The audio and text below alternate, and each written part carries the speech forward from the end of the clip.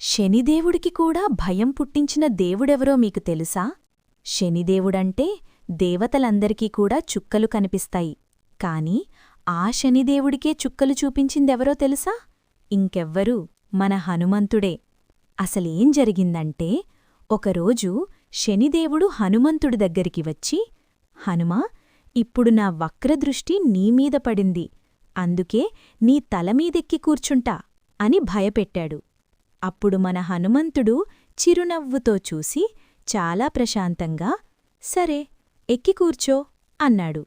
శనిదేవుడు హనుమంతుడి తలమీదెక్కగానే హనుమంతుడు తన విశ్వరూపం చూపించాడు.